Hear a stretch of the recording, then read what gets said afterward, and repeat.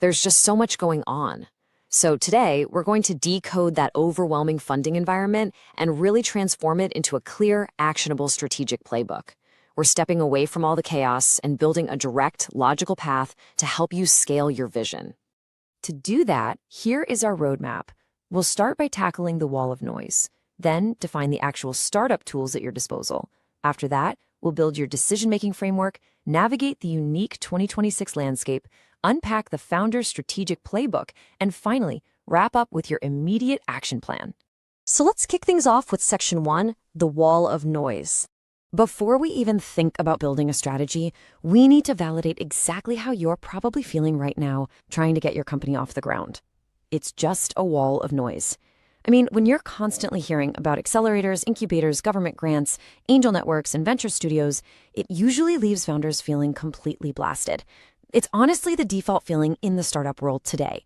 So if you feel like you're just staring at endless disconnected options without a map, you are definitely not alone. But, we can't just stay stuck in that confusion. Our whole goal in this explainer is to cut straight through that noise and replace it with a focused, highly effective strategy. Success today means knowing exactly how to pick the right resource for the specific stage your company is at, and more importantly, understanding how to actually leverage it for tangible growth. Moving right along to Section 2, defining the startup tools. Okay, before you choose a path, you absolutely must understand what the vehicles actually are. Let's look at the classic difference between an accelerator and an incubator. Think of an accelerator as a fast-paced boot camp. It's usually 3 or 4 months designed purely for speed and scaling an idea that already exists, usually ending in a big pitch day. On the flip side, an incubator is a much slower, more open-ended environment.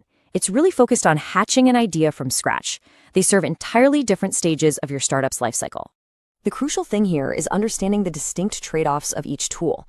Accelerators give you seed capital and a great network, but they're going to demand around 3 to 8% of your equity. Incubators might just charge you fees without taking a slice of your company. Venture studios, they'll actually embed their own engineers and marketers right into your team, but in exchange, they're taking a much larger equity stake. And then, of course, you have grants. These are the magic words, non-dilutive funding. You get the capital to support your R&D, and you keep 100% of your ownership. Knowing exactly what you're sacrificing for growth is the absolute foundation of your strategy. But hey, never underestimate the human element in all of this. Did you know mentored founders actually achieve 3 times better outcomes? It's wild. Investor networks and accelerators provide what we call smart capital. It's not just a check, it's their expert advice, their massive Rolodex of connections, and their credibility transferring directly to you. Honestly, this is often the most valuable part of the entire exchange. All right, on to Section 3, the decision-making framework. I want you to actively play along with this thought experiment right now. Think about your startup today. What is your single, undeniable need? Is it just raw cash to keep the lights on and survive? Is it expert guidance because you're totally stuck on product development? Or is it the network you need to reach those crucial first major customers? You really have to identify that one critical bottleneck, because your answer dictates your path entirely. This is the priority matrix. Every single day, you are weighing capital, network, and mentorship against your willingness to part with your equity. If expert guidance is your absolute top priority, then trading a little equity for a top-tier accelerator makes total sense. But if you fiercely need to protect your equity and simply need cash to fund some heavy research, well, you should be hunting exclusively for non-dilutive government grants. Your number one need dictates the tool. And remember, actually, scratch that. It's crucial to remember. This answer might completely change in 6 months.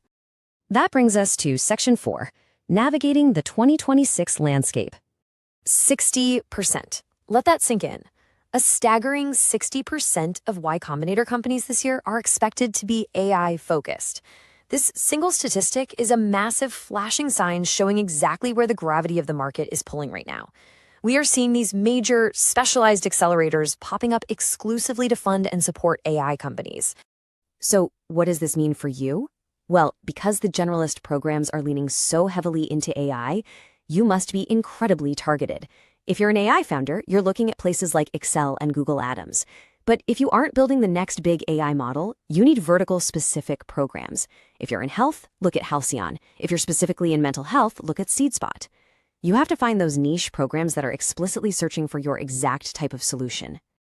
Okay, let's level up with Section 5, the Founder's Strategic Playbook. This is where it gets really fun. It's fascinating how we can elevate those foundational choices into pro-level advanced tactics. You can dramatically extend your runway using what we call the stacking strategy. Basically, you don't just pick one route. You pair an equity-based accelerator, which gets you the network and that vital seed money, with massive, non-dilutive resources.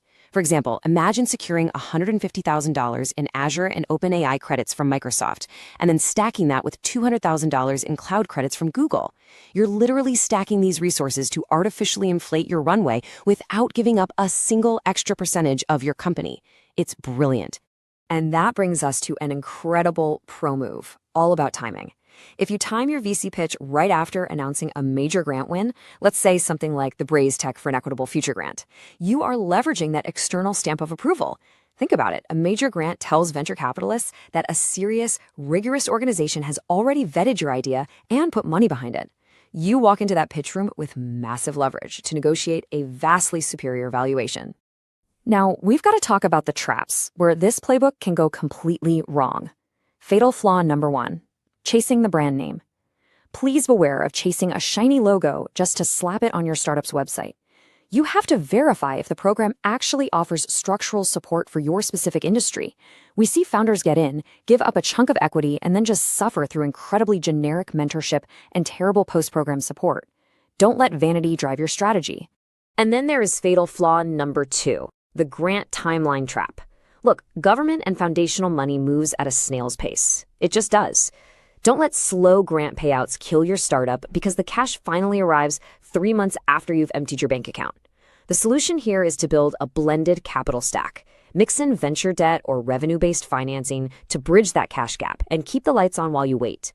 Simply hoping the check arrives in time is not a funding strategy. A blended capital stack is. Finally, let's bring it all home with Section 6, your immediate action plan. Let's wrap up this explainer by giving you some hyper-specific marching orders. I really want you to follow these 3 precise steps to stop endlessly reading blog posts and start taking strategic control of your future. Step 1, open a doc and be brutally honest with yourself. Write down your number 1 undeniable need for the next quarter. Step 2, based entirely on that need, create a custom shortlist of just 3 to 5 laser-focused programs. And step 3, reach out to an alumnus. And I'm telling you, step 3 is literally the ultimate cheat code. Reach out directly to program alumni to hear about their actual experience. Send a quick DM, ask for just 15 minutes of their time. This is exactly how you bypass the polished marketing copy and get the absolute unvarnished truth. Ask them bluntly, did the program actually help you raise your next round? Was the mentorship real or was it just fluff? So I want to leave you with this final critical thought. Which specific tool are you going to leverage today to cut through the noise and scale your vision? Armed with this matrix and this playbook, what is the single most important move you will make right now to transform your startup's trajectory? Don't let the ecosystem overwhelm you. Choose your tool, make your move, and go build something amazing. Hello, hello. How are you? You talking to me? You talking to me? Yeah, so the audience can see what I have to put up on Uh-oh, a uh-oh, uh-oh. What's What? The that? audience can what? What'd you say? See what I have to put up with on a daily What do you mean daily put basis. up with? What? Why? Why? You starting off like this? Uh, Welcome, my yeah, dear, to thank Startup you. Box. Thank you. My name is Robin Richard. For those of you who are listening to my fine, smart husband talk about me like you don't know me. Like Okay, y'all know something extra about me. How you doing, babe? doing good. You sure you got enough books back there? No, you can never have too many books. Never too much love, never too many books. All righty, fantastic. You can have too much other stuff, but not too many books. Not too many books. It's all good.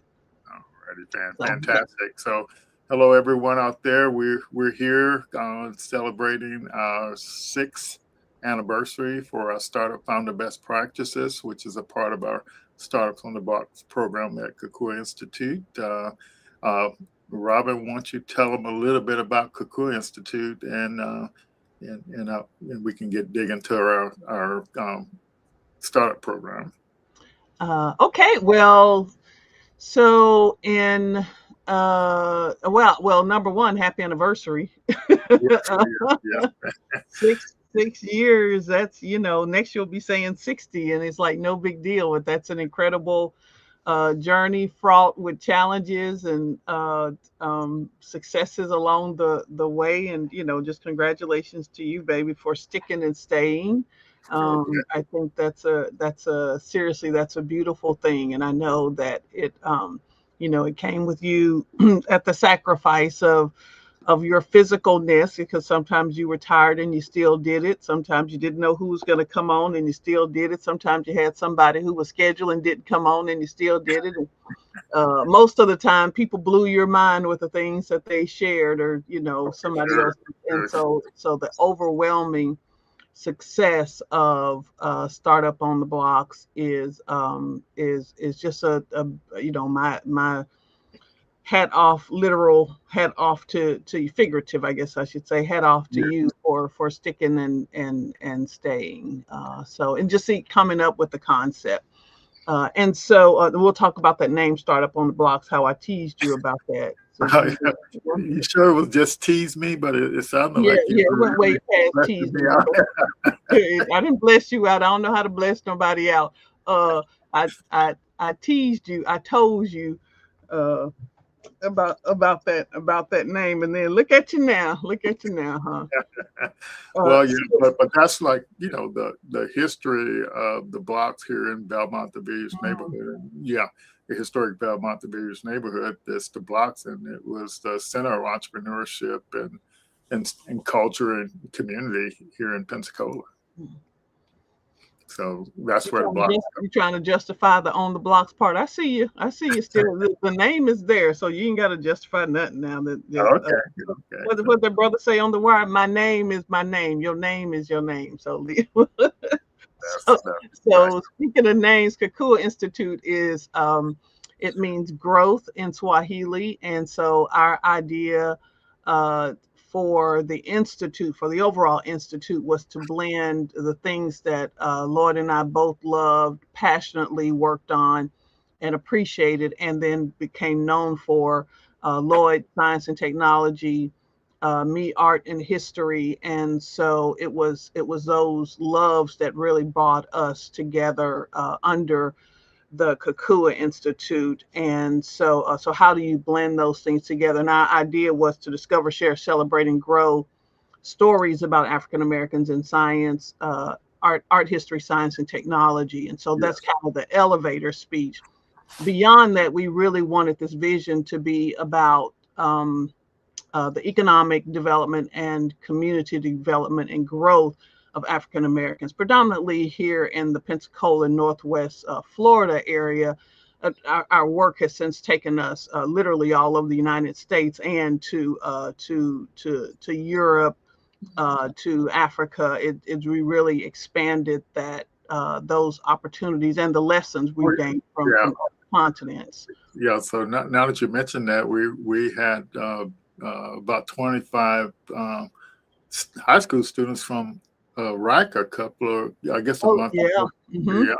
Yeah, Yep. yeah, Yeah. And so that was just yeah, right. Yeah, Middle East. Yeah. So being able to, and I think that goes to the beauty, what we can talk about as well, the beauty of partnerships. And when you don't have something, people say, well, you have students. I say, no, we don't have students. We don't have people as such. We because Lloyd and I and LJ is going to come, Lloyd Jr. is going to come on. We're volunteers in this effort. And so we work with people, organizations, partnerships, institutions who already have a population, because that's not where our bailiwick, if you will, lies in garnering people together for something every day. Every day, people have these amazing skills in that area, and so we just literally jump on their bandwagon and say, how can we help? How can you help us in this effort? How can we help you in your effort so that we can all grow? And so, but we didn't start out with the Kakua Institute, thinking about this vision and all that. It was really to an effort.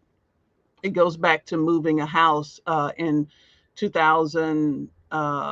ooh, 16. Oh my Lord, 10 years. 10, 10 years. And so it went back to that, and that morphed into the Kakua Institute of today, where we work with the different programs on under all of those four. And Startup on the Blocks is came out of that what some 4 years later, as this effort to meet a need that the whole country was going through. And so that's kind of the background of the Kakua Institute. A ton of work since then, but that was kind of the background of it. Hey, LJ, welcome. Hello, hello, hello, family. Happy 6 year anniversary to Startups on the Blocks. So good to see you all. In LJ fashion, I'm coming in about 10 minutes late, but that's all right. I'm here. I'm We here. are. Yeah, ain't been on here in over a year, so you good. You good. I'm about a year late. You good. You good. I relish Thursday because you taking the reign, so I relish a Thursday when I can do some community things. I'm able to do some community things on that meet on Thursdays and all of that. So really appreciate your dedication as well, LJ. Well, I Been a appreciate that. And I haven't been on in quite some time myself. We've had some logistical changes in the back here and whatnot. And so, really, what you see in the past year or so has been my father's work, specifically getting the speakers in, using AI to help bolster the trainings and the videos and stuff like that. And I think, I think a lot of people will want to say that maybe it's an easy way out, but when smaller organizations need to have a larger reach, AI can be a helpful thing if it's used with human touch and human care in that kind of way, and so like the explainer video we heard at the beginning of this show, I felt like is a perfect example of that. You can hear and see some of these things without it going into super deep detail. But then you have the human element, which is us, where you see the people who are working in the back. RI. Real intelligence. Thank Real you. intelligence. There you go. Thank you very much. Yeah. No AI. RI. No AI. Yep. Yeah. Yeah. So Robin, you're like history and you like to do research, and that plays a big role in what we do. And startups have to do research about their industry and field. And so why don't you kind of explain to people how you do research and to make sure the information that you report is actually credible information. So I know we got to look at FCC rules, but I'm nosy AF. I'm trying to be hip. And so you can intellectualize that and call it curiosity or inquisitiveness, but I think it all starts with being nosy and wanting to know more of who not only I am, but my family, my friends, my community, my neighborhood, knowing who all of that is. And I think that old axiom about history repeating itself, I think that we do well when we can find some of the basis of that repetition. And so just being able to see what's been done, people say been done that, been there, done that, that sort of thing. Well, let me look at those stories behind that. So while I appreciate dates in history, Columbus sailed the ocean blue in 1492. Why was the brother even sailing? So I want to know. I don't know necessarily. So the time frame is important to know what was going on, the whole context.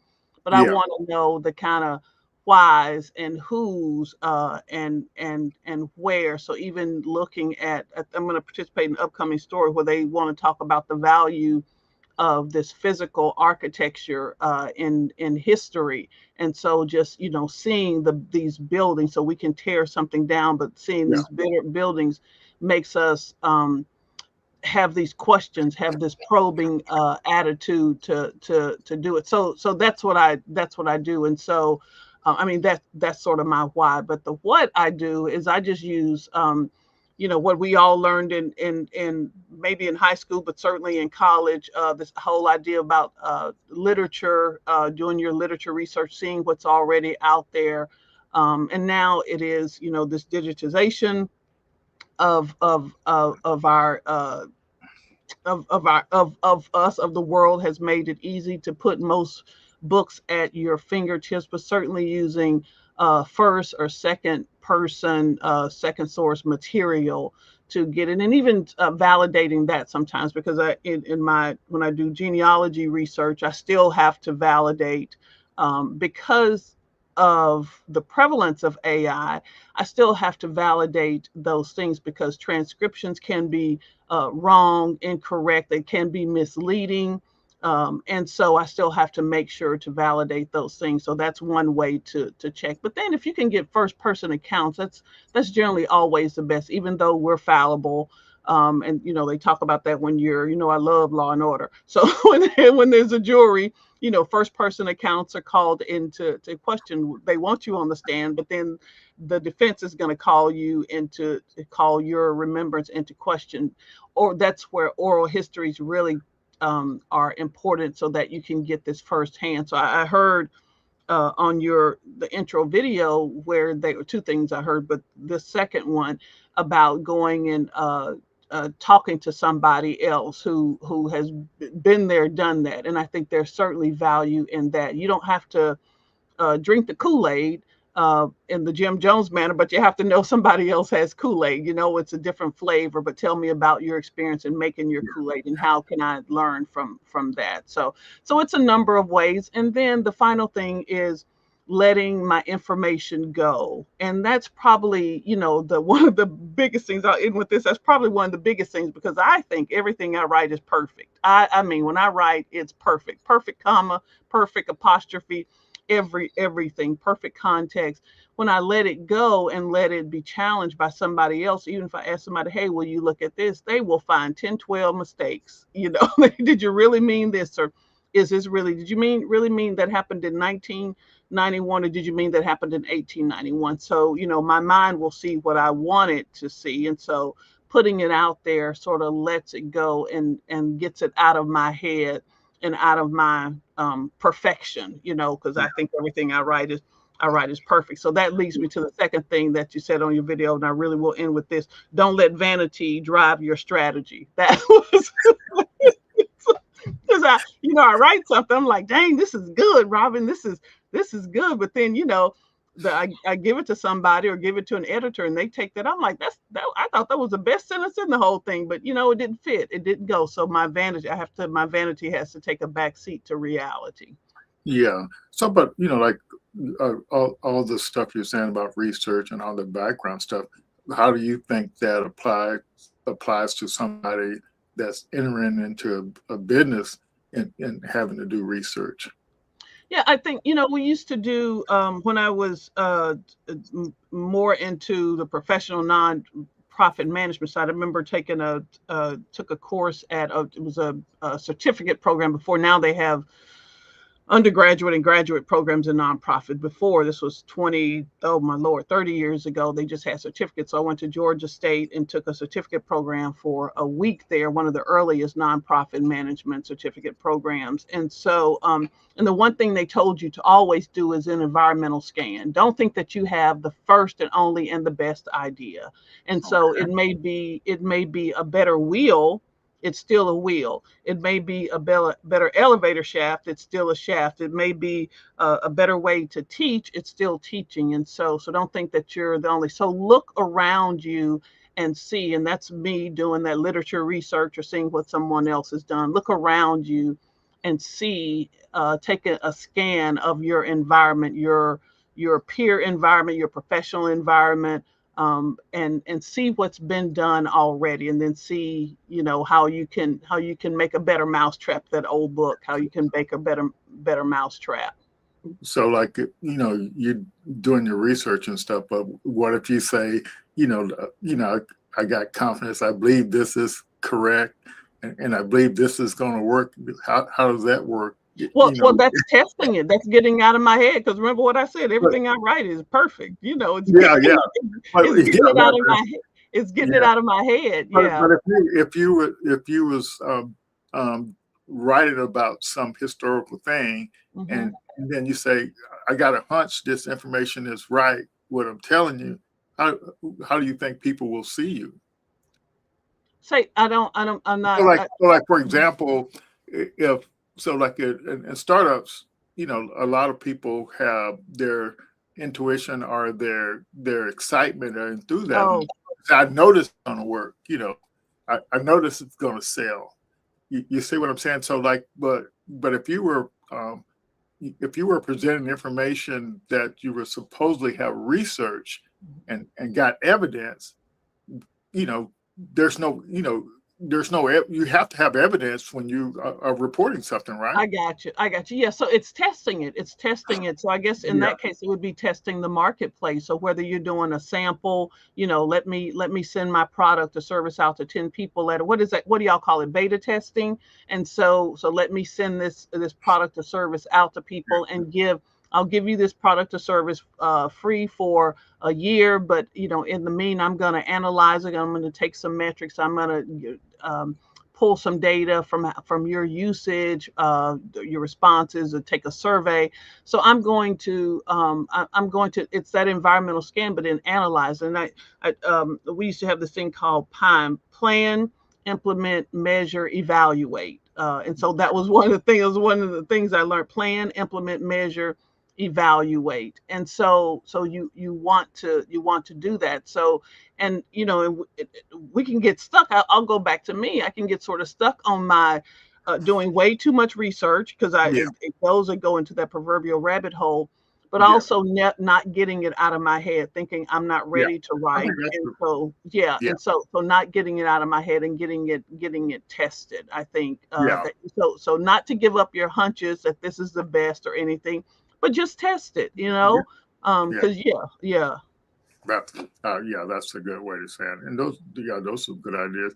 So, Lord Junior, you in the music profession, how does research come into play in what in your profession? Well, research is particularly because I'm an opera singer, and if anybody knows anything about opera, opera is old. Is at least the colloquial thought is that everyone thinks that opera is like this old hoity-toity, powdered wig kind of stuff that you're going to kind of listen to, and there is an element of that is true. But there are operas that are being written today. There are operas that are out here now that are still as relevant. But when we think about research, in order to create a story and in order to act a story, you have to go in. I just recently did the most famous opera, La Boheme by Puccini, and it's been done over and over and over again since its inception Okay. in the late 1800s. Or no, not even late 1800s, early 1900s, excuse me. And so having been done so often and being the most famous thing, you have to go in and know where the story comes from. You need to go read the original play the book that it came from. Then you need to read the libretto that the actual opera composer wrote alongside their librettist, right? Then you have to go and say, like, how does these two stories meet up to one another? And then for the actor or the singing actor in my case, then I have to say how much of my acting choices are directly referenced from the information that was put before me.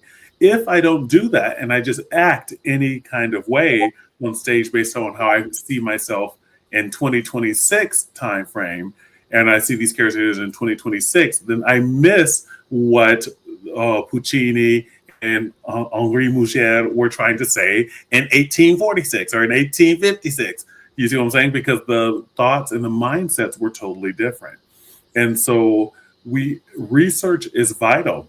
I will say, because I'm a music teacher as well, that very often when I'm choosing songs for my students to sing, I will choose something that they can most connect with because they will have history that they can draw from that. So I have this funny story. I had a student who wanted to sing "I'm Here" from The Color Purple, but Okay. they were a white male. wanting to sing I'm Here from The Color Purple, which is Seeley. They had never seen the movie before. They had never read the book. You know, they had never seen the other newer movie with Fantasia Barrino in it. They had not seen any of that. They just liked the song because they heard it on the radio, or they heard it in their wherever their sphere was. And so when I explained to them what the song was about and told them to watch the movie and told them to see it, all of a sudden the person was like, I don't know if I should be singing this song anymore. Because now that I understand the context of who's singing it, why they're singing it, when Alice Walker wrote this to be what context it's in, maybe I'm not the person to sing this song because then I will be looked at in the wrong way. When we don't do our research in opera and in the arts, we find then that we create art that doesn't, even if it bucks against the social norms or something like that. Do you know you're doing that? Do you know that that is a mindful step in that direction? And so it's very important. And then we unfortunately get those times when art doesn't work so well. So research is really vital to how you are going to perform as a singer, whether you're in opera, whether you're just a recording artist. You know, it's really easy for a Black person to be like, oh, I love that song, Beautiful Dreamer, until you realize it's by Stephen Foster. And maybe some of his text, even though he's an American icon of songwriting, maybe some of his text was not appropriate for 2026 ears, you know, and then you have to say, well, maybe this is not the song for me to sing. Those kind of things. It's this kind of wrestling that you always have to do. Is there a way, LJ, that you can make those songs in the words of that young white student that you had singing one of Alice Walker's works? Is there a way that you can then make it your own? This sort of what is the man who wrote James? So it's Huckleberry Finn, but then he wrote, and he won a Pulitzer, he won a whatever the British prize is, he won the Booker Prize, Prize. For, and I can't think of his name, but he wrote the book James, and so James, it's taken from Jim, and so he's taking a very different perspective of it. So is that possible that you can take a song, a lyric, and then make it your own? Change the absolutely. I am woman, I am man. Hear me, you know.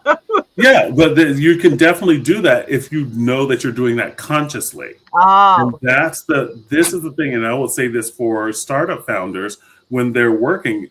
You may be like, hey, say I make a music app it's about singing or something like that, and I know this is going to work because nobody has this, and I don't see it. But you only see this small piece of the pie of where you're at. And so if you're going to take like a song and like what you were saying and like repurpose it, you can repurpose the song, but you have to consciously know that you're repurposing it to maybe reclaim it for this time, reclaim it for a different purpose. You know? And maybe in that entrepreneur way that you're saying to be ready to explain that. And you building a different mousetrap while you're okay. Absolutely. You have to be able to explain it. Like if you do the research, market research or otherwise, for your startup, and you realize, and I think that we talk about this a lot, that the reason why people struggle with the research aspect is because that's when they're going to confront that they don't know. Everyone has to confront that part that I don't know. And moreover, in the startup industry, you're learning about business. How many people who have startups have an MBA? How many people who have startups are starting with it? So you're starting with a deficit of knowledge about the structure of business. So you have to come in open, you have to come in malleable, and you have to come in understanding that like the formulae that like the lean stack method and stuff like that you have provided over these 6 years is there meant because that's the structure that will help you get to that. And it's hard. Like, how many lean canvases do we have to create before we get to? Well, you know, like, and the reason why I'm bringing this up is, and I'm not sure if Robin knows this, but so when the founders need to do research or about an industry or whatever to become knowledgeable, and they're trying to use AI to do it, But if they don't know what you know about research, how they're gonna research it properly. Well, and again, it's validating and knowing what understanding. So even with so that's why I said that you want to get this first source data as best as you can. So that in my world, that may be reading a census list, the page before and the page after. You don't just go to the one. You read the page before and the page after.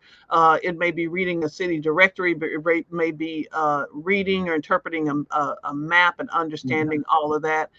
But in the entrepreneur world, it could be reading a financial report or reading an annual report, reading a news story, and not just in your daily newspaper, but reading it in the journal. What do you call it? Like a business journal, or something like that. So reading those to see. It used to be this old thing when Wikipedia first came out.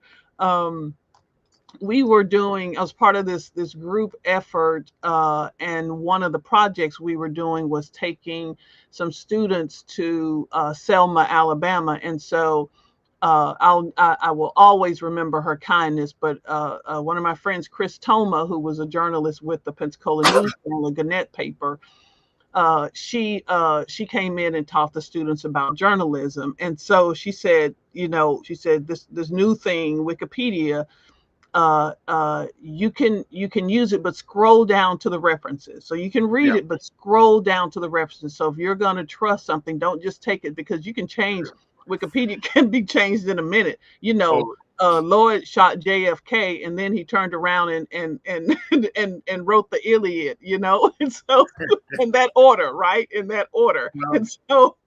So you can change those things, but go and look at those references. And now again, with digitization, if a book is old, you have the Gutenberg press, the Gutenberg organization, where they've digitized older books. But then also you have archive. What is the archive.org, where they have archived things online, and so you can go and check. You can check them, because people can change. Facebook and social media, they can change websites at a minute, but you can go back and do that. And that takes, as LJ was saying, that takes some commitment. It's not, it ain't for the faint of heart. And neither is research is not, but Lord knows, entrepreneurship is not for the faint of heart. Right. And the reason why I was bringing up this stuff, because as a startup founder, you do have to know that the information you're getting is credible, and you, like you say, you have to go out and verify it. But one of the things I wanted to comment on is over the past year, even this year actually, is a lot of things you have to research your industry or whatever. So being married to you, Robin. I'm glad you smiled when you said that. Lord have mercy. I was wondering what's coming out after that one. And you always scolded me on how to do research. So scold you on how to do research.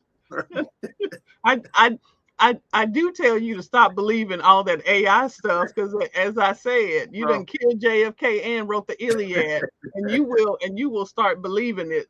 Well, the best period for the African American was 1902 to 1903. What? What are you talking about? Get off of AI.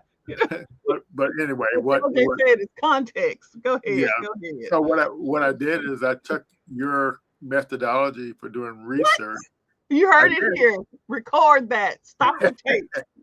and it ended up creating this thing called the historical pattern engine. The what? The historical pattern engine.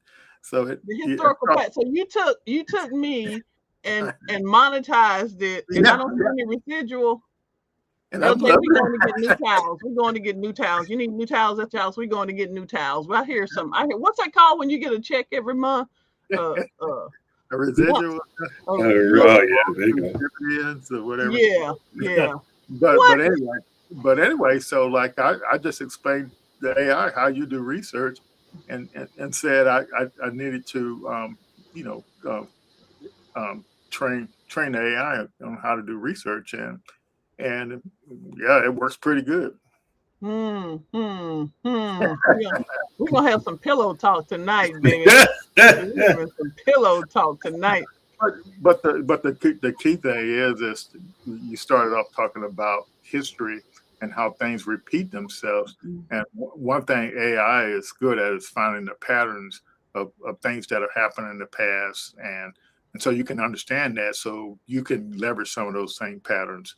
Yeah, To and it is, and again, it's in context. When I first started out, I mean, I was using whatever I could grab at. I mean, I was, yeah, until I came up with, again, with my own habits yeah, of research. But one of the people that I used in research was a friend who is a college. She's retired now, a college historian, African American, particularly African yeah, American history was her specialty, and so I knew a lot of local things, but I didn't have this knowledge of these or excuse yeah world, particular world, but specifically American events that happened with these years. And so I was trying to line it up, so I gave her what I knew. I put it in some form and gave it to her what I knew, and she said, okay, this is what was happening here, this is what was happening here. And it really put in a context of why people were doing things locally, and this because they either saw this national impact, or in some cases these local things made a national impact. yeah, And so it was again getting it out of my head and letting it fly, testing the waters, so to speak, and gathering more information, doing that environmental scan that I talked about earlier, seeing what was out there, but trusting that other people have your best interest at heart. So I went with somebody who's a friend who understood this history and who was a professional in that. So I just didn't go to Joe Blow on the corner or Jane Blow on the corner and say, yeah, hey, this is what I'm thinking. I went to someone who had those skills and experience and knowledge in that area. And she challenged me on some things. yeah, And so it only made what I was doing better. And yeah, so and so again, it's not only trusting yourself, but trusting others to believe in what you're doing. And they're not trying to steal your ideas. I'm putting this out, and she wasn't trying to steal it. I'm writing a yeah, book, and she's trying to, do this. You put yeah, somebody out there who trusts you, who they ain't even gotta, I mean, like you. They call it love you, but they ain't gotta like you. You're yeah, not looking for somebody who's just gonna check a box. You're looking for somebody who's gonna put some truth back in your lap to make it better. So yeah. So people may be watching and wondering, so why we've been doing this program over the past 6 years, and we do around 48 events each year. So times six, that's like it's getting close to 300 events. We only miss one event in 6 years. So Robin, I'm guessing I want you to put your curiosity hat on and take us back to the beginning, like this why we started it and all that stuff. hmm. So we can. Well, so maybe.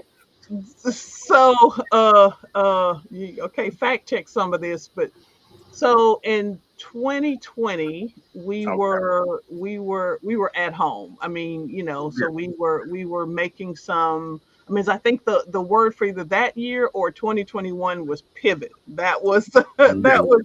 Yeah. You respect pivot, but what I'm asking is, why No, I don't you? understand. I understand what you're asking. I'm just saying that was the Okay. that was the word. But you started it. It was started in terms of startup on the blocks because of these two things that happened. One is that we were home, so that brought in this digitization. But the other thing was these tragedies that happened around George Floyd, Breonna Taylor, and so many other named and unnamed, predominantly African Americans who had been murdered, who had been mishandled, who had been injustice given to them, and that sometimes unfortunately ended their lives. And so it was this whole 2020 was not only this Yeah.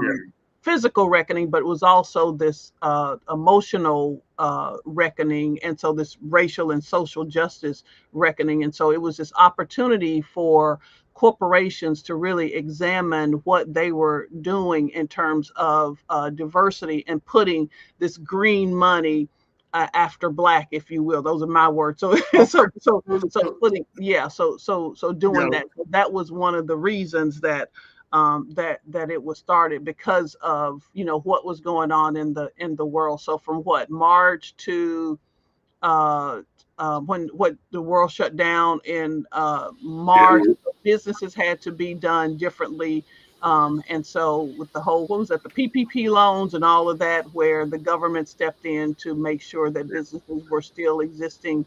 And so they saw during this, there was a lot of disparity. So you stepped in and said, here's this way to make sure that not only entrepreneurs keep going, but that founders with these ideas get a great start.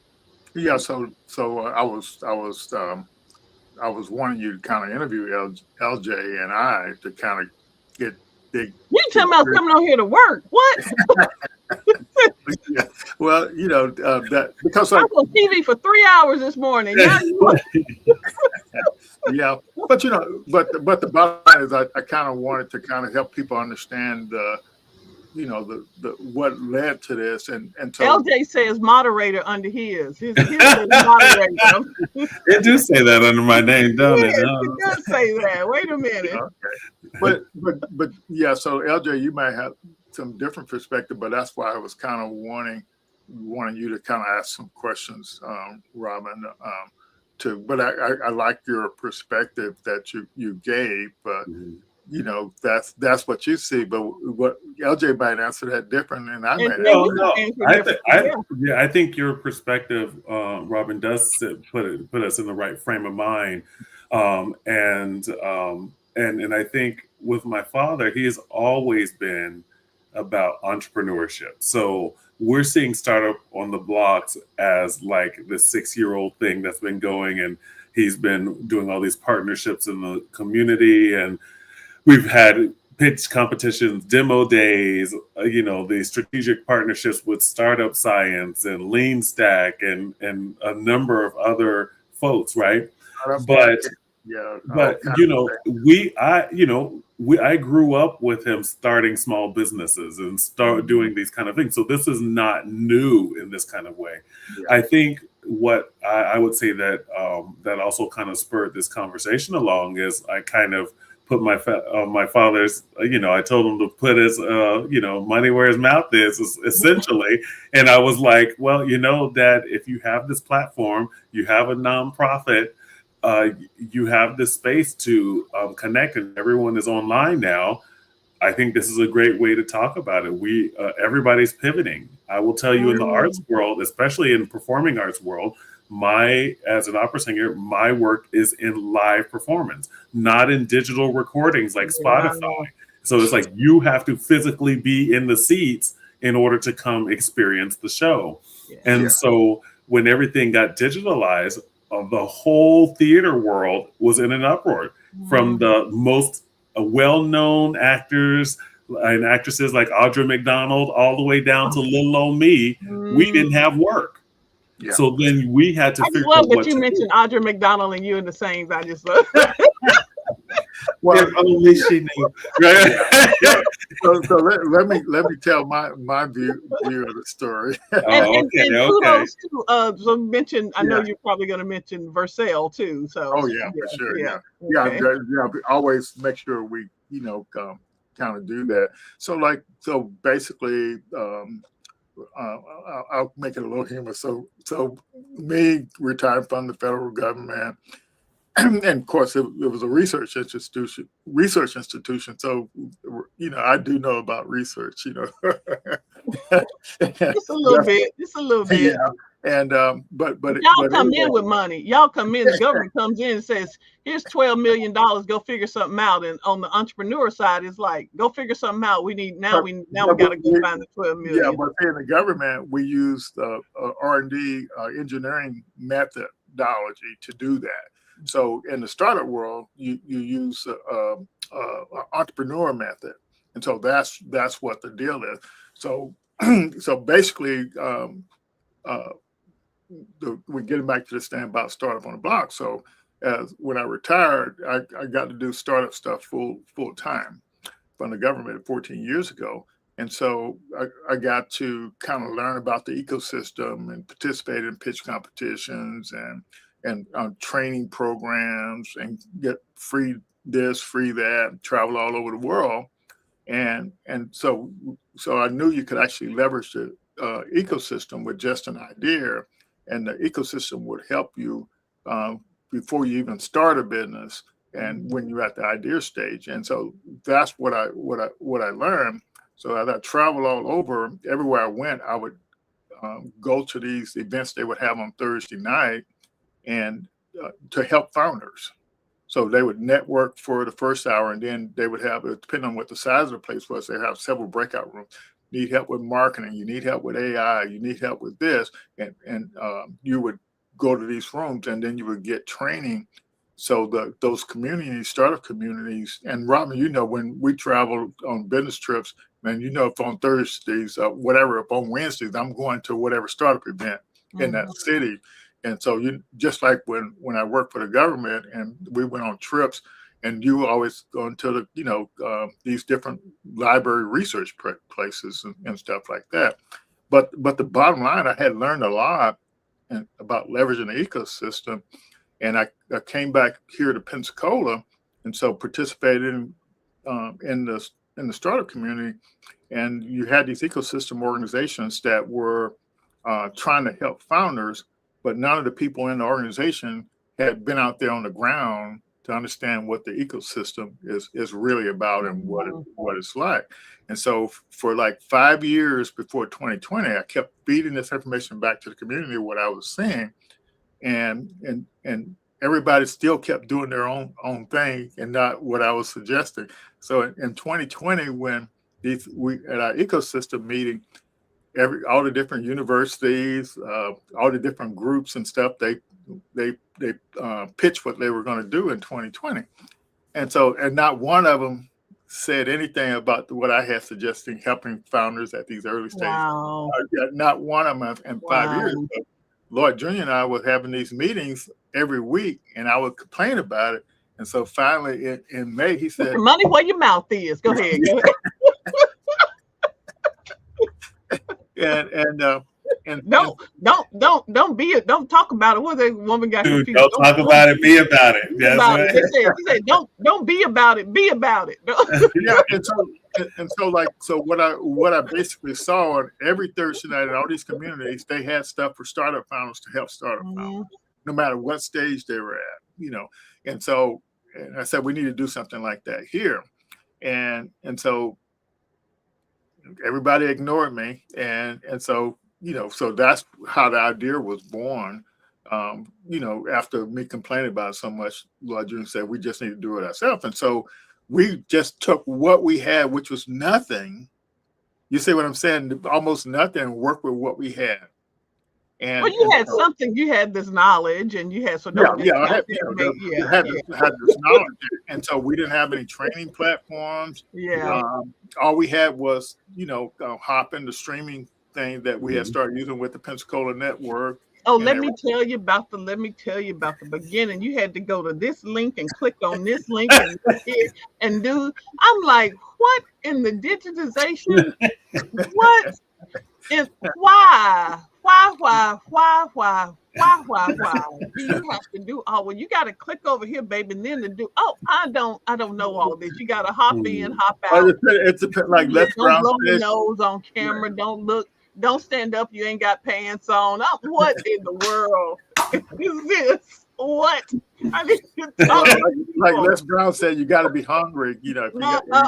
Listen, my name is Robin Woods Richard. I'm always hungry. So I was like, what is this? But then when I figured out, now this is the LJ, this is the part of digitization I like. When I figured out I could get ready 5 minutes before you show up, I was like, I'll take it back. I like Zoom. You know, I like this technology.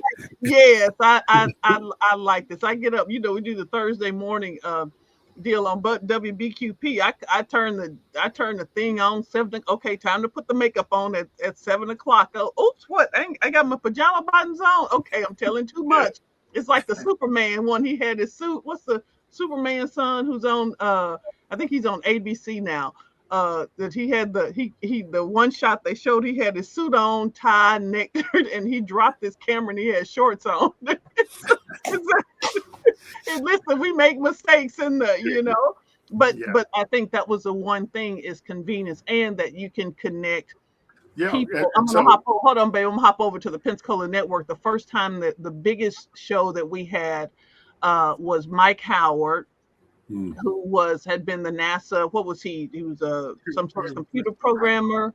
For IBM, for IBM, that he'd done this incredible work with NASA and had worked with Leroy, LJ, Uncle Leroy. They had worked together. Turned out they had worked together at IBM at the same time. And so, but we went digital, and he had the Dickens something had happened to his computer. And we had 500 people. It was incredible. It was like one of the highest ones. And I was like, oh, this power. We're in the Pensacola Network, we're happy if we can get 100 people in there. Here you have, and so before that, we were not able to do that reach. And then, so then that happened. But then hooking up with the TV station with WBQP, it extended it even more. So sometimes, you may go into this either new technology or this new way of doing something, kicking and screaming like I did, and it turned out it really is helpful. It's not there to harm you. Yeah, it really but just in the startup world, like a lot of founders, they can't get away to go out of town, or if their city don't have the event. And so our approach was to, since we were in COVID, go ahead and start virtual and do it virtual. So make the information accessible to people no matter where you are. And so we like in our network, and we had a guy from Nigeria on asking questions about his business ideas just before we got started tonight. So it make it, and he's staying up late just to connect to get the information. So, but that's what the beauty of it is we made the information available to people. You could be at home, you don't have to worry about somebody babysitter here or whatever. And so that's what's significant about it. But the thing that what you said, Robin, with the George Floyd murders, and what I had seen was, and so what I noticed was these companies start setting aside 100 million here, 100 million there in the summer of 2020, right after George Floyd. And by the end of the year, it was several $1 billion. Wow. But what I knew from being a startup founder, I'd say the average founder I'm meeting, they don't know about this ecosystem and how it works. And so you got all this new money coming in, but if you can't even explain your business clearly, because the whole startup world works on this thing called a lean canvas. And so when somebody asks you what your business is about, you fill out an application, you have to fill it out, the whole, not your product, but how you make money with your product and service. And so if you can't even get past the application, you're in trouble. And so that's what this idea of startup best practices was. So you could, network and learn what these best practices are. And literally all it boils down to, if you can communicate your business model, you can get access to all these resources. But the example that the AI gave, and I want to show this video here in a second. AI video. Yeah, but it's based on all the knowledge that see what I deal with, LJ. So it leverages. So you're not going to believe this, Robin. But what I did was I had you took one of my ideas and monetized it again. Yeah. We're gonna get some new sheets. Is that new towels? We're already getting new towels. It has proprietary IP that we are using based. I don't know what proprietary means. I don't know what IP means, but I do know what new towels and new sheets means. Okay, go ahead. The bottom line is So I leveraged the AI to go back and look at all my emails, every email I sent 2020. Wow. You see what I'm saying? All my calendar stuff since 2020. And if I had started earlier, I would have had to go analyze all the transcripts from all the workshops. When you look at all the workshops we did since 2020, and you look at all the sessions we did here and all the mentoring things, and having all those transcripts, and it could tell the whole evolution of the startup founder best practice, the Black Founder Program, Founder Insight Program, and so that's what it is, and it can trace the growth. But yeah, it was hard, trying to connect information and explain it to founders, and so yeah, and I may understand something, I may not understand something, so that's literally where the AI came in to kind of help us understand a lot of the stuff. But it's taking known principles like how you research. And for me, working for the federal government all those years, and as an engineer, I can't go in and say I believe something. If I chose a thing to go on this robot or this weapon or this material, I have to justify why I chose that. Yeah, So sure. yeah, and so it's no free lunch. You have to know what you're doing. Yeah. Well, and it's And worth, and it's with the old thing. If it's worth anything that's worth doing, is worth doing. Great. And so that then takes not only practice, but you're not going to get perfection. Only perfect practice gets you Yeah. perfection. So you're not going to get that, but you just practice so that you can. It's why LJ does his research, but also why he reads his. Also why he practices his songs. Is when I write something. It's also why I'm looking at it. So either I can not have to look at my notes every 10 times. It's that same idea. Yeah. And so that's what tonight is all about. We went from doing this best practices, and we leverage all that information to generate an intelligence system. But it's just all about having a community where any founder can come in and join and learn these best practices and leverage the knowledge that has been accumulated, over the years. I'm going to quickly, I want to give a shout out, to our some of the partners we have dealt with in the past and still currently dealing with. So like you were saying earlier, Robin, nobody is an island. You have to get partners and stuff to kind of move forward. And so we have an extensive set of corporate partners and organizations that we work with and still continue to work with. And we also have funders that we work with as well. But the key thing was, for all our demo days, and for those of you all don't know, Lloyd Jr., he was the timekeeper for the demo days. But we had a lot of judges as well, and this is not all of them. This is just a few of them from all different backgrounds. And Robin, I know you see Rodney on there. I do. I was just looking at that. Yeah. And some of these folks from all over, and Ted too. Yeah. So and so when we got started early, our first 4 or 5 pitch competitions, Innisfree Hotel funded those. Funded them. Yeah. Well, let me just say something about Rodney. Talk about someone who's using their skills and experience to help. Rodney was not an entrepreneur; he was a banker, financial professional, and so. But he used that knowledge to help founders, to help people get their ideas off the ground and to fund them in unique ways. I know one of our mutual friends, he helped to get to end up buying his grandfather's barber shop.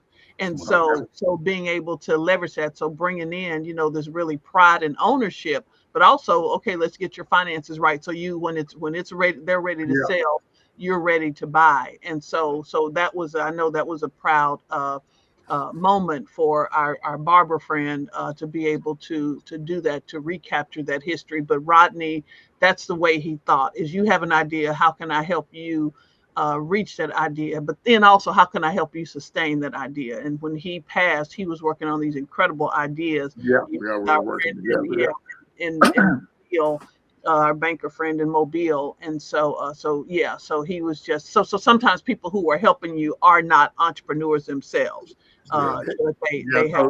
they have this at heart. They have your best at For heart. sure, for sure. And that's the beauty of the judges. The judges literally supported the founders and and also the judges also followed on and helped some of them with their business idea to help coach them and stuff like that. So look, LJ, do you got an idea how many pitch competition and demo days you facilitated? I don't even know. Like at this point, when you say that, I was like, it's easily. I mean, I'm sure it's probably around 10, somewhere around 10. No, no, you way off course. It's almost 2 dozen, man. 2 dozen? What? I would not have thought it was that many. Well, like even 6 years? Wow. yeah, but see, like I don't know if you remember in 2023, we did um, um, 6 30-day cohorts Mm, and 2 90-day cohorts. my goodness. We were working like in 2023. Yeah, but you see, so each one of those had a demo day, Yeah. and Yeah. then before that, we had already had about 5 and 20. 2020 we had one, and then we had 1 or 2 in 2022, 2021, and and so on. So like it's so all these judges volunteered their time, but it's several more of them. I apologize for not Yeah. having.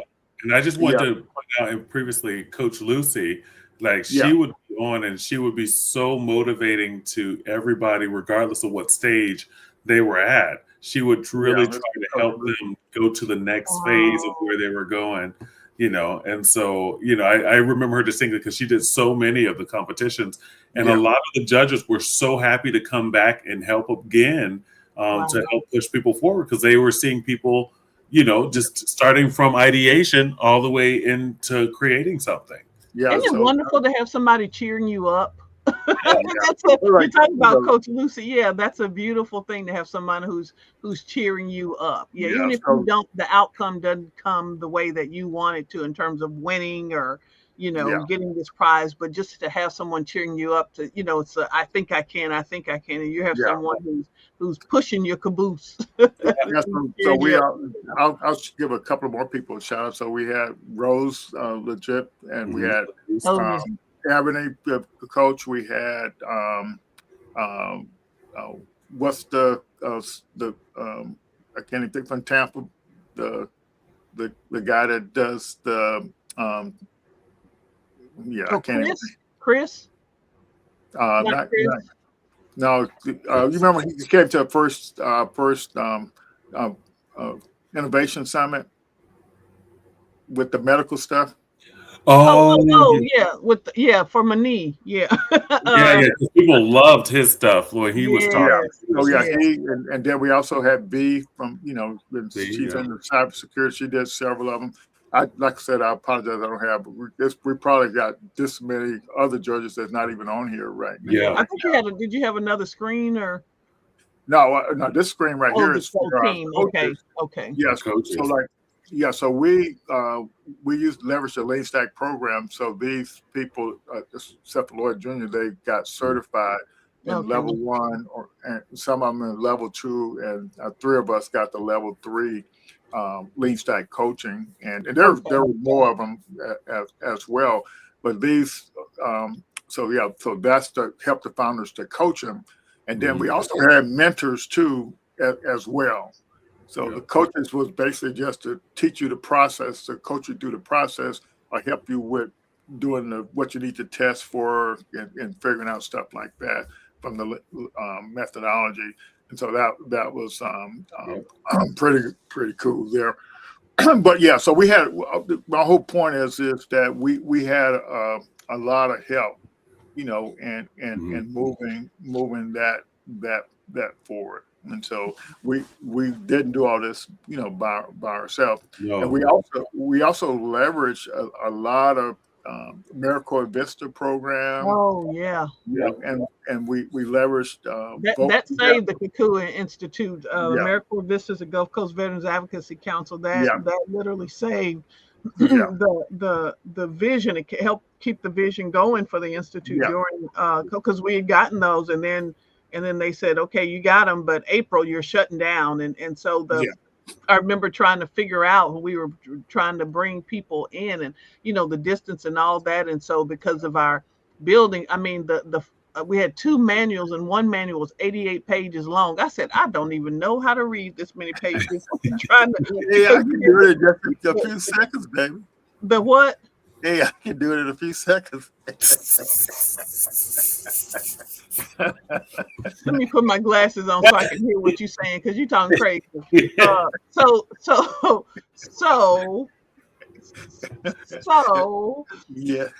And that was just one, and it was like two of them. One was like 88 pages, one was like 75 pages of just your procedures on wiping things down and the distance, and after somebody gets up, and we were like, what in the world is this? And everybody was going through that. So that the AmeriCorps Vistas working from home and connecting in the way that y'all brought everybody back together, just kudos. And I know a lot of people obviously went through that, but partnerships, to your point, Lloyd, partnerships are just so very important.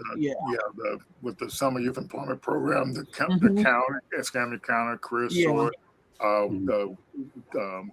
and also a lot of the voc rehab contractors.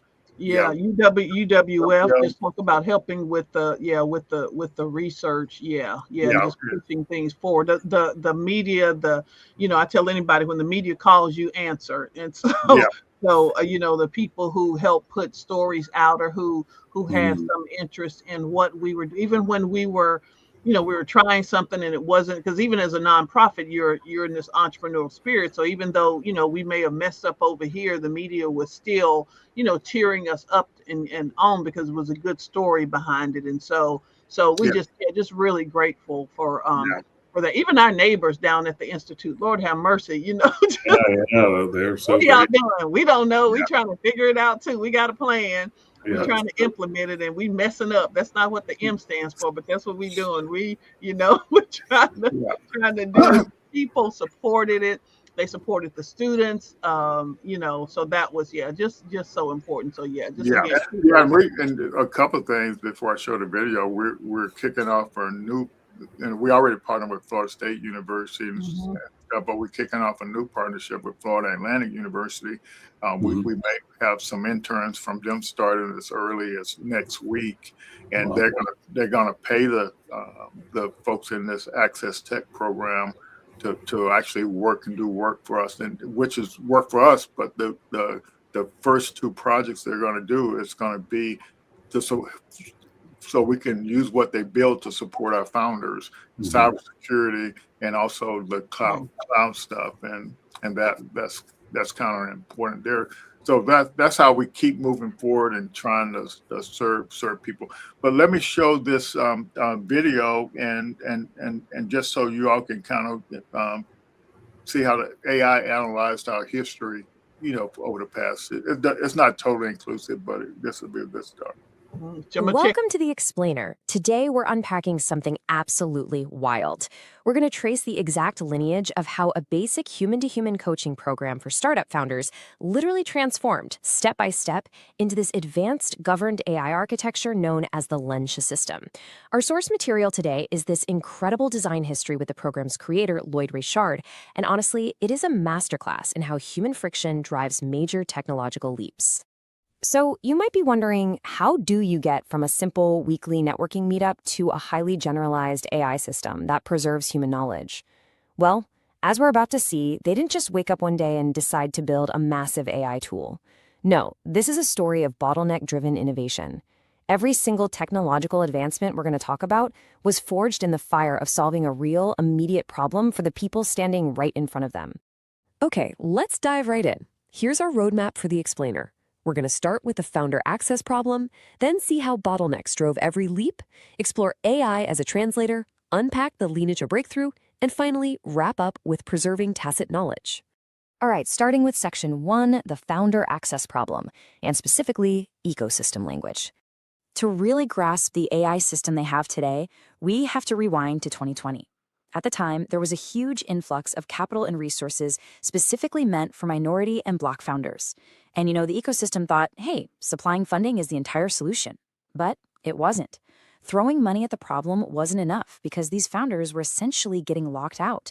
They needed to learn the startup world's highly specific language, things like lean canvas or demand validation, just to get past the gatekeepers to access those resources. They really needed a structured methodology. Now, this wasn't some overnight magic trick. Back in 2020, they laid the foundation with basic startup best practices and ecosystem navigation. By 2021, they moved to practice, actually putting founders into cohort-based, structured work. Then, by 2023, they developed conditional progression. And this is key. It meant founders couldn't just move forward because a curriculum told them to. They had to provide evidence to progress. And all of this matured layer by layer into the governed intelligence system of 2026. It's a true lineage of human capability. Moving right along to Section 2, driven by bottlenecks. Because, as we'll see, friction really does drive leaps. Look at it this way. None of these leaps were made just to play around with cool, shiny tech. They were direct responses to human constraints. When founders lacked ecosystem knowledge, the team built out navigation and learning. When they experienced severe cognitive overload, they're trying to learn a complex framework while simultaneously building a business, the team developed scaled cohort-guided practice to help pace them. And when founders still struggled to interpret what those methods actually meant for their business, well, that is exactly when AI-assisted explanation and simulation was born. But then, they hit a massive roadblock, what they called the validation wall. Lloyd described this as just incredibly painful to watch. He saw these brilliant founders designing absolutely fantastic products, but getting completely stuck trying to validate demand. They couldn't figure out who to interview or how to prove people actually wanted the thing they were building. So these amazing products were literally just sitting on the shelf. And this massive bottleneck, it forced the team to find a radical new technological solution. Which brings us to Section 3, AI as a translator, bridging the gap. So during the Black Founder Program, AI was finally brought heavily into the mix. And this actually dispels a massive myth. AI did not replace human methods here. Actually, scratch that. It was the exact opposite. AI accelerated human comprehension. By using tools like Notebook LM as a sort of mirror, the AI reflected ideas back to the founders in the language of the ecosystem. Because founders were really struggling to write all this prose about their businesses, right? So the AI did the heavy lifting of translation, which just massively accelerated their learning. And the implementation was super deep. The AI was literally simulating a full 30-day business model design. This sped up how fast both coaches and founders learned the material, and it extracted these hidden patterns that the founders couldn't even see. Eventually, all of this evolved into a massive 27-step orchestration prompt. Instead of wasting hours writing paragraphs they barely understood, this prompt walked founders through real scenarios, forcing them to focus entirely on critical thinking. All right, Section 4, the lineage system breakthrough. It was time for systemic solutions. So, as this prompting got incredibly sophisticated, a funny thing happened. Lloyd himself became the operating bottleneck. He's managing all these complex prompts and analyses, and he just couldn't scale himself anymore. He needed a systemic solution. The goal had to shift beyond basic AI outputs, because just getting AI to generate a business model wasn't cutting it. After noticing a founder named Bell getting these incredibly rigorous, detailed outputs, a major epiphany sparked. The system needed to aggressively verify facts, actively stop AI hallucinations, and uncover hidden contradictions across different conversations and documents. It had to be a strict truth-seeking engine. So they built this rigorous architecture, heavily rooted in Lloyd's engineering background from the Air Force Research Lab. It follows a super strict flow: claim, evidence, challenge, test, decide, and preserve. You don't just move forward because an idea sounds cool. You make a claim, you find evidence, the AI challenges it, you test it out, a human makes a decision, and then, crucially, you preserve that learning. Evidence absolutely must earn the next progression. And this rigorous flow, it birthed true multi-stakeholder intelligence. This was the real launch of the Linecia system. When the AI analyzed a founder's business model, it wasn't just helping that one founder anymore. It was analyzing the data and asking, okay, what does this teach the founder? What does this teach the coaches? And what does this teach our entire institution? Every single engagement was now systematically improving the broader organization. A real game changer. And that leads us perfectly into Section 5, Preserving Tacit Knowledge, Generalizing the AI. So, this brings us to tacit knowledge. You know what this is? It's that valuable, unwritten know-how, the skills and experiences that people possess and usually just take with them when they leave a company. The team realized something huge. The exact same AI system they built to extract a startup founder's business logic could be used to extract and preserve the deep, unspoken expertise of highly skilled workers before they retire, and that knowledge is lost forever. This wasn't just some abstract tech theory either. The real light bulb moment hit when Lloyd was talking to an architect in his building who was about to retire. He just looked at him and said, "Man, you're getting ready to retire. You've got all this knowledge, and it's going to go to waste after you retire." If knowledge just vanishes when a person walks out the door, the institution never truly owned it in the first place. And this ties into a deeply personal design philosophy for Lloyd. He remembered a lesson from his family back in Tallahassee. When my mother or grandfather told us something, it wasn't for that moment, it was for a lifetime. And wow, this became the ultimate design anchor for Lanicia. Valuable knowledge shouldn't die with tenure, and it shouldn't just serve one fleeting moment. It absolutely must be reusable for a lifetime.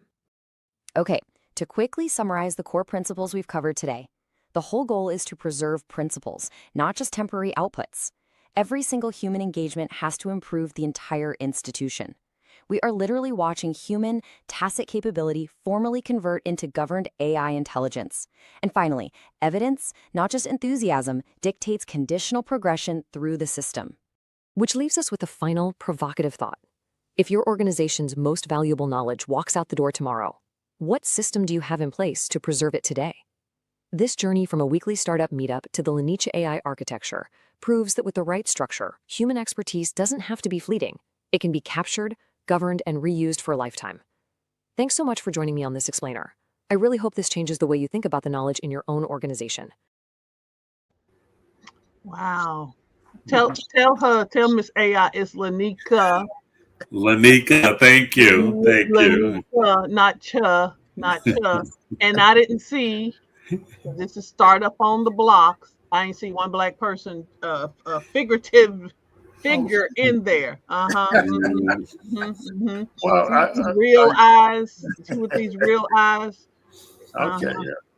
Okay, all Appreciate right. your stuff there, but I just wanted to make sure folks are aware that we have a lot of resources. Like once you sign up for our programs here, and I'll just put this particular link in the chat so everybody to this whole document here in the chat. But while I'm doing that, but the whole idea, as you can see, we're not letting all the knowledge go to waste that we have accumulated,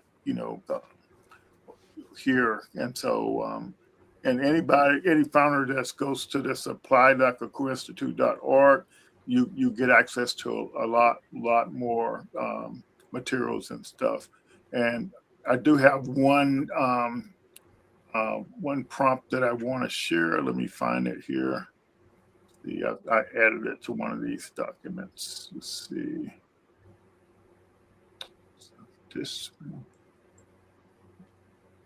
Yeah. So, and this is kind of like a gift for today. It's in the thing I just shared with you. It's this reflection prompt. So when you run this prompt here, it actually will look at your whole prompting history and reflect everything back to you, like a mirror. And so you can see all the good stuff and the bad stuff and all your faults and everything. So it's literally an invaluable tool to help you learn and grow. It's this idea of using AI as a mirror. And Robin, I remember you saying at the beginning, you have to let your work go, and so other people can evaluate it and see it. And that's what this reflection thing, part of what this reflection thing is all about. And founders have to literally get out of the way of their idea and turn it loose and let other people and the AI reflect it back to them so they can actually understand it little better. I remember when somebody asked me, how do you write? And I said, well, the first thing is I read. So you read Right. other people, and they're like, oh no, I don't want to get other ideas, people in my head. Well, where do you think those ideas come from? It's by experiencing the world and seeing things being around and available. So don't be afraid to read other people's work and see other people's, because that's Yeah. how we get idea. There's nothing new under the sun. And Yeah. so you're just trying to build a better mousetrap. Yeah. So yeah, not absolutely. I would Absolutely. also say too, I think if for folks watching, it's important to know that Kakula Institute Startups on the Blocks is here for people just getting started. And I think that overwhelming feeling of what does it mean to have a startup business or an app or starting a business, all of the fears that we have about doing something new, this is that place where you can begin to like address that. And nothing about doing something new is always easy. It actually is going to be a little difficult. This is why we set them up in accelerator programs and in sprints, like 30 days, 90 days. It's for you to have that serious conversation with yourself about, can I commit to what this has to be, along with my other activities that I have going on, my job, my kids, my other responsibilities, caretaking, your own health issues. There's a lot of things that come to be a part of this. And I really just want to give a shout out to all the people who have been here throughout these 6 years Oh yeah. Yeah. and really stepping in. Carlos and Vercel and Corey and some of these folks who are, Patrick Rooney is like, he'll be in and out all the time, and the people that you don't see that are there supporting one another, who are willing to take on, taking over a startup on the block, who are willing to take over a network, who are willing to sit with people and have conversations with them. We all have our strengths and weaknesses, but this, I just want to say that Kakula Institute is a place for folks wanting to start and they don't have any resource. One of the things I want to point out, and I've said this in years past, is that very often people, when they come on a live show like this, they're looking for who's on the call right now, who's looking, how much engagement is right now. Yeah. But these videos exist on Facebook, on YouTube. And when people go and search and they look, guess who's going to pop up? There's going to be Lord Richard and Startup on the Blocks. And these videos are going to come in, or say one of the speakers ends up having a great success in their startup or something like that. And then they're going to find the video of the interviews and the talks that we've had here. And so if you go back and look at some of these Facebook videos, you may be like, oh, there's only a few people on the call. And then later on you look and that video's been watched 500, 600 times. And you go like, well, who was watching this video? If we've done over 300 videos, is somebody going back and watching these things? But there's so many nuggets to pull from that I just want to let all the founders and those who are watching out there, one, thank you for taking the time to come in and know that you have a connective place where you can see people who look like you walking through the startup ecosystem and trying to encourage you. And then the second is to go back when you do have time. Maybe you don't have time right now, but you know where the videos are. You know how to engage in that space. That's the thing that's really powerful. And I think that you've really done an amazing job of making sure that this information is out here. So I just want to just commend you on that. Yeah, my pleasure. Thank you. Yeah. So like probably in the near future, the Black Innovation Alliance, we partner with them, and they have a thing called Source Code, and so we'll be pushing that out to our founder community as well, and that will be some training and and help for you to kind of move forward. So there is no shortage of help. But the main thing I want people to do is like you have to engage. Like I have office hours every Saturday from 1 to 3, and here every Thursday night. And so like that's usually when the grass needs to be cut. LJ is when the office hours. But go ahead. Go ahead. Yeah, it's too hot. It's too hot. Global warming. It's too hot. Yeah. The lawnmower starts. It's like, oh, look, I got to go to office hours. Okay. All right. Go ahead. Yeah, you're making me sneeze, baby. Okay, wait a minute. Since y'all done already ran overtime, let me tell you about your daddy, LJ. So, your granddaddy was great granddaddy. Your great granddaddy, LJ, was a farmer, among some other things, farming. So Lord said, okay, I want to start a garden. I said, okay. So I, start small, start with what you can manage. So I went out and looked, okay, we're gonna do right here in the backyard. So if it messes up, ain't nobody gonna see, so do this. And I'm getting up like, okay, I got a shovel and a rake and a hoe. So I'm ready to do it, baby. You ready? It's Saturday, 12:59. Let's go out here and do this. And your daddy talking about, I'm allergic to dirt, baby. I'm trying not to. I'm trying to keep a straight face. I can't, as his son, I can't really speak any against that because I'm probably allergic to dirt too. But anyway. You get what is that song? I get it from my mama, you get it from your daddy. You get it honestly.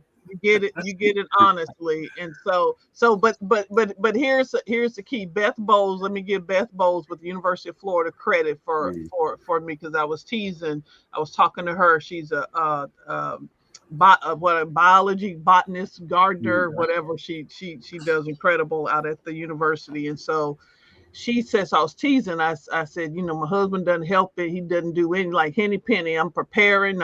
I'm doing this. And I said, all he can do is go out and pick. She said to me, Beth, let me give Beth Bowles with the University of Florida credit for this. She said, harvesting is just as important as planting. And so, because you can do all of these things, and if you don't pick the fruit off the tree, your ideas can literally die on the vine. And so I'm your dad is allergic to dirt, but he ain't allergic to harvesting. So right now, because he goes out there, because I would leave the grapes on the vine. Isn't that pretty? I done the work I want to weed. I need to go out there and weed the beds. I need to cut the orchard. I'm good. But he will that harvesting. So somebody to, whether it's you're good at developing this project, you're good at doing the numbers, but you're not good at marketing. You're not good at selling. So to get somebody to go and do those things is important. So I'm gonna forgive you for that dirt comment, baby, because but just to say, in the whole, as you said, in that whole ecosystem, is just as important to know your roles, to know what you are, as you said, LJ, what you're strong in, what you're weak in. So lots of things learned over the past 19 years. Lord have mercy. Been learned over the past 10 years with the Kua Institute and 6 years with Startup on the Block. So 13 years with the Pensacola Network. 13 years with Pensacola Network. Yeah. Well, it's kind of interesting. July was 13 years with the Pensacola Network with 143 consecutive events. Oh my, he loves the numbers. He loves those. So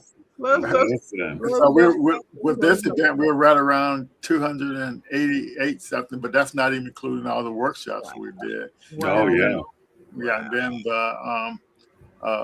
and next month the 10-year anniversary, for Kua Institute. So so we've been around and we got the record, we got the evidence of our labor. Amen. And and everyone. My father's supposed to be retired. This is what he's doing on his retirement. So I just want to point this out. I'm retired from the federal government from civil service. Okay. He said it's not from life, and don't let him. He ain't retired from harvesting because I got about 3 more trees I need to put in the. I have learned about this. We're going to be talking about this in October during this retreat. This Miyawaki method for planting, where you plant things close, and so you let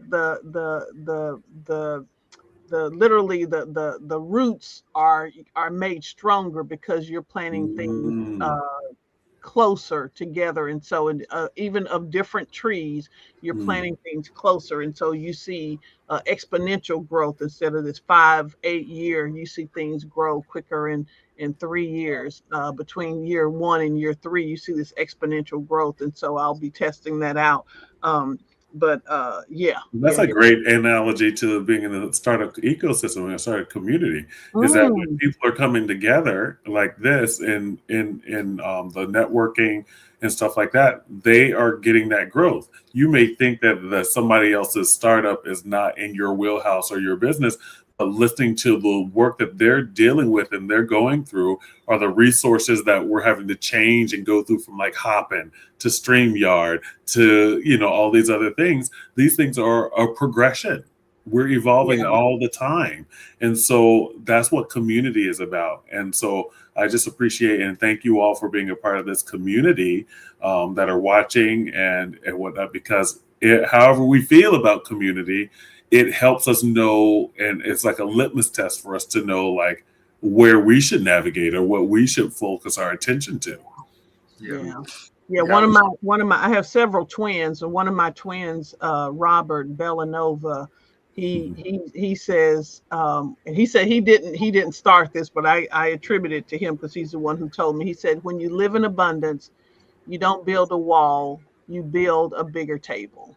Mm, Live in abundance, you don't build a wall, you mm. build a bigger table. And Bigger so that's what I table. think that, yeah, that Lord has done over these years, is he's not walled people out. He's not tried to keep people out. He's tried Yeah. to build that literal bigger table to invite more people in and to sit at the table. Yeah. Yeah, yeah. Because what did Yeah. Brian say? If you're not at the table, you're on the menu. So we want people at the table. Whoa. We want people at the Not table. me. Yeah. Well, Yeah. we appreciate you all too, and all the support, and you all been giving me and everything, and I couldn't have did it without either of you. So glad, and all the coaches and stuff like that. So it's really great. But I think we need to get off here. We've been on here. We're trying to go for a record here. No, it's To celebrate. I've been up since 4:30 this morning, so I Ooh. think it's a good time to good time to cut Yeah. away. Well, we Happy appreciate everyone. anniversary, baby. Happy Yeah. anniversary. Yeah, thank you, and happy anniversary to you all. Thank all the audience out there, and all the coaches, all the mentors, all the funders, all the partners. Yeah. Yeah, it's just amazing. When people come together, you can do things to support people, And the cheerleaders, as LJ talked Yeah. about, Coach Lucy, the people who are cheering yeah, you up. They may be standing on the sidelines, but they are cheering you up and up and up and up and up. So we're grateful for them, because sometimes they're not seen. Yeah. They're yeah, only yeah. yeah. All right. So bye, everybody. We'll see you all next week. Yeah. See you next Thursday. I'll look for that residual check, babe, from AI. Okay. All right. Okay. All righty.